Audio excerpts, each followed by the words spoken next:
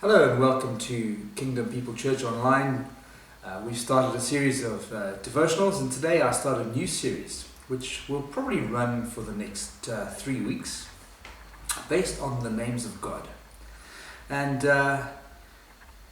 it's based on the idea that sometimes we lose sight of who God is and what He can do for us and what He expects of us. And we do things in our own strength, and we forget that God has actually provided everything we need for life and godliness.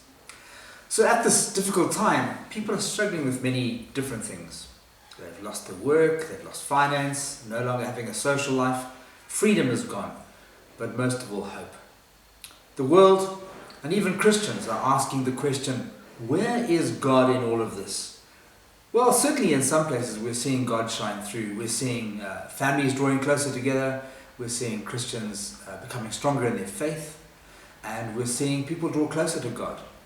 But it still asks the question as to why would there be a coronavirus lurking around? Is this something in God's plan, or is God just using the outcome of coronavirus for His glory? So, where there is so much negativity and fear, it's easy for us to lose our hope and find our faith dull. I firmly believe that it's in times like this that God really wants us to remind us of who He is. He is alive, He is well, and He is actively involved in our lives, even if we can't see it through the things we're going through, or it's not going the way we want it to go.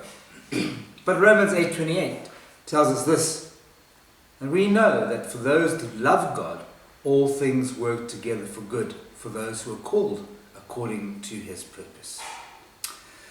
We might not yet know the purpose, but if we love Him, He is working for our good.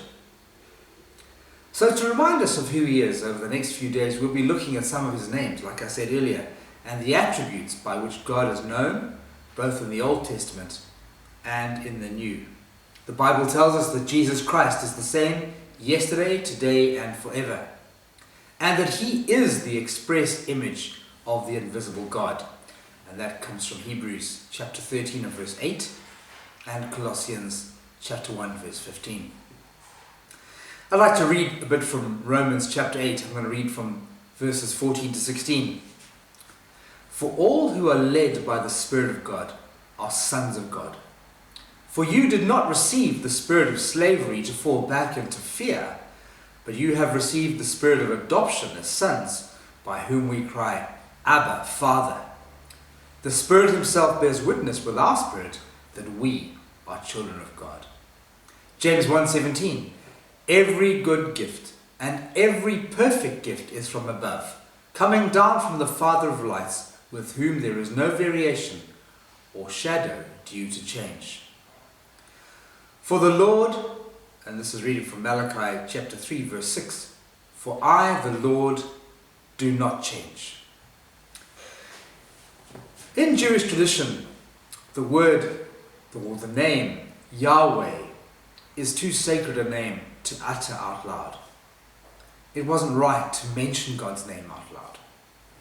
So they would whisper the name as if it had no vowels, or any hard consonants for that matter. And this is called a tetragrammaton. The English language doesn't have an exact translation for the word Yahweh, so in our Old Testament we see it written as Lord, all in capital letters.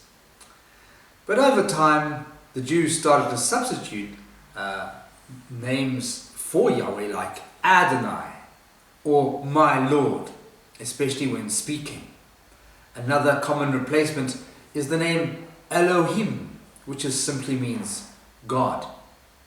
But Yahweh would have been spelt as it was said, YHWH. So you can see there's no hard consonants and certainly no vowels in there, just the sound Yahweh. What is interesting though is that those two replacement words, Elohim and Adonai, are also used for other things as well, not just God. whereas Yahweh is reserved exclusively as a name for God. It's often used in conjunction with another adjective to make a more descriptive name, like Master. So Lord and Master. And we can see this in Genesis chapter 1.